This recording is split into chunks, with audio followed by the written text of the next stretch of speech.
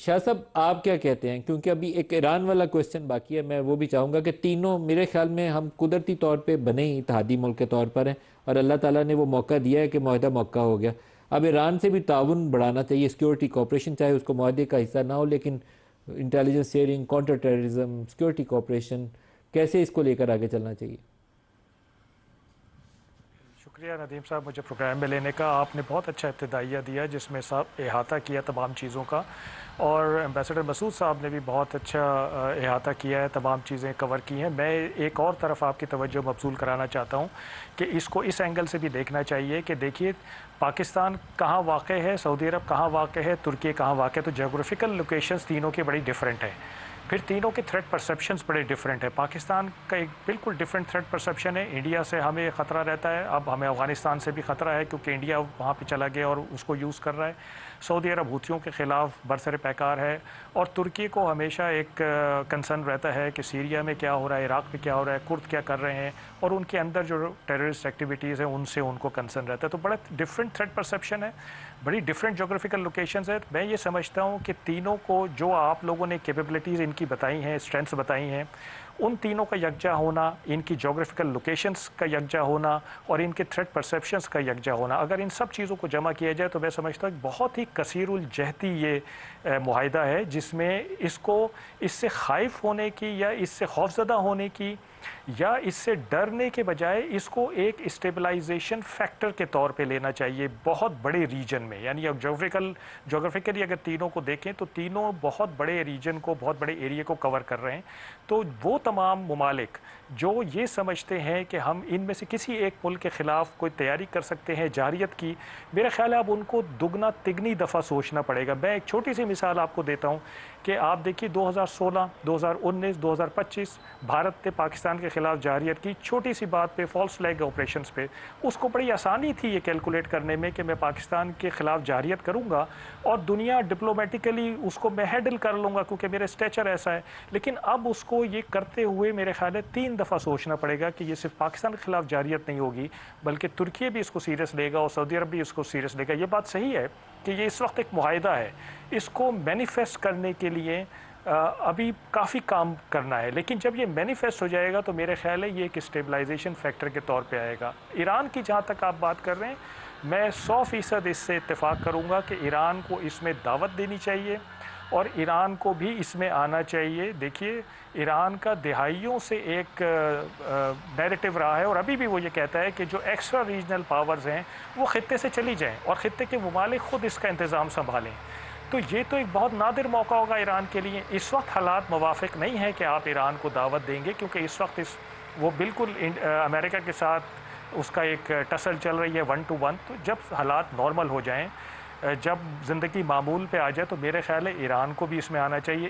اس معاہدے کے خلاف 2 نیریٹو اس وقت چل رہے ہیں۔ ایک نیریٹو یہ کہ یہ مسلم نیٹو ہے اور دوسرا یہ ہے کہ یہ سنی اتحاد ہے۔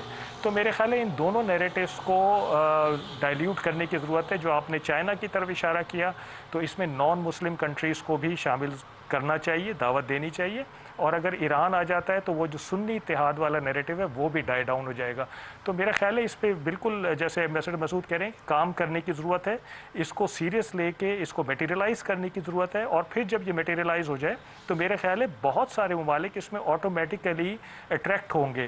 ایران امریکہ جنگ سے جو ایک بڑا مثبت میں سمجھتا ہوں رد عمل ہے وہ یہ ہے کہ خطے کے ممالک اب امریکہ یا برطانیہ یا فرانس ان کے بغیر بھی اپنی سیکیورٹی کے بارے میں سوچنا شروع ہو گئے۔ سعودی عرب نے ایک ملٹی نیشنل میری ٹائم ڈیفینس الائنس بنایا، پاکستان کے ساتھ الائنس کی ایگریمنٹ کیا، پھر ترکی اس میں شامل ہو گیا، کویت نے پاکستان کے ساتھ جو ڈیفینس تھا اس کو انڈورس کر دیا۔ تو میرا خیال ہے اب خطے کے ممالک یہ سوچنا شروع ہو گئے ہیں کہ خالی ایک ملک میں انویسٹ کرنا یا 2-3 ممالک میں جو کہ اس ریجن کا حصہ نہیں ہے ان میں انویسٹ کرنا ہمارے فائدے کے نہیں ہے۔ تو ہمیں آپس میں کچھ کرنے کی ضرورت ہے، اپنی اسٹرینتھس کو جمع کر اور ایک کلیکٹیو ڈیٹرنس کی طرف جانا چاہیے۔ سعودی عرب نے پاکستانی ریزرو میں $8 ارب رکھوا رکھے ہیں اور مشکل وقت میں اس نے بہت ہماری مدد کی ہے، لیکن اس معاہدہ مکہ کے بعد ہمارے جو بھی لیڈرز ہیں، جو تھنک ٹینکس ہیں، کم از کم دوبارہ جب بیٹھیں آپس میں ترکی اور سعودی عرب کے ساتھ تو $2 ارب مزید مانگنے کے ہاتھ نہیں پھیلانا چاہیے۔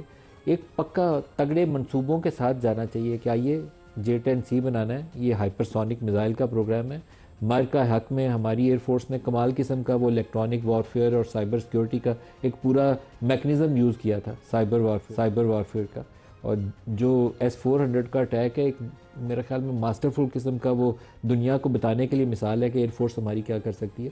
تو ان منصوبوں کو لے کر آگے جائیں. فیصل صاحب آپ سے اس کے اوپر چاہوں گا، زیادہ بہتر رائے تو آپ ہی دے سکتے ہیں.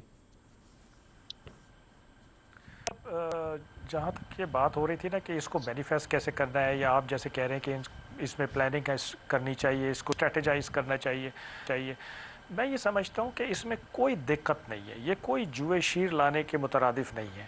آپ نے جیسے اپنے بیانیے میں کہا، ابتدائیے میں کہا کہ یہ تو ایک ہمارا تاریخی روابط ہیں، تاریخی رشتہ ہے جس کا ایک قدرتی ارتقائی عمل ہے. تو اگر یہ قدرتی ارتقائی عمل ہے تو اس میں تو پھر کوئی دقت ہونی نہیں چاہیے. اور یہ ہوا بھی ایگریمنٹ اس لیے ہے کہ ہم تینوں ممالک آپس میں بہت کلوز کولیبریشن کے ساتھ چلتے ہیں ہر شعبے میں.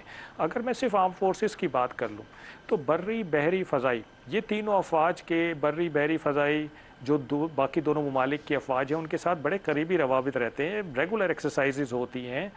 اور اگر صرف میں نیوی کی ہی بات کر لوں تو ہر برانچ اور ہر ٹریڈ کا ان کی ہر نیوی کی برانچ اور ٹریڈ کے ساتھ سیپریٹ کولیبریشن ہے. یعنی اگر بحری جہاز ہیں تو ان کا اپنا ہے، جو فضائی جہاز ہیں ان کا اپنا ہے، ہوائی جہاز کا، میرینز کا اپنا ہے، اسپیشل سروس کا اپنا ہے، سب مرینز کا اپنا. تو ایک بہت کلوز کولیبریشن ہے اور ہم ایک دوسرے کو سمجھتے ہیں، ایک دوسرے کی لینگویج، ایک دوسرے کی تھاٹ پروسیس، ایک دوسرے کی ورکنگ، ایک دوسرے کا انوائرمنٹ کیا ہے، ہم تینوں ایک دوسرے کو بڑے قریبی طور پہ سمجھتے ہیں. ان کے لوگ ہمارے یہاں ٹریننگ کرتے ہیں، ہمارے لوگ ان کے یہاں ٹریننگ کرتے ہیں، جس سے ہمیں کلچر کا پتہ چلتا ہے.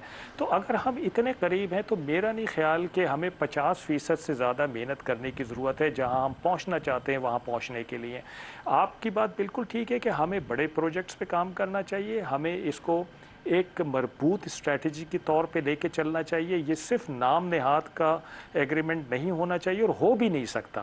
جتنی ہماری کلوز کولیبریشن ہے ہم ایک دوسرے کو اگنور یا ایوائڈ کر ہی نہیں سکتے ہیں. مطلب سال میں اگر آپ مشقوں کا صرف ریکارڈ نکال لیں تو کئی مشقیں ہم سعودی عرب کے ساتھ کرتے ہیں، کئی ہم ترکی کے ساتھ کرتے ہیں، کبھی یہاں ہو رہی ہیں اور کبھی وہاں ہو رہی ہیں.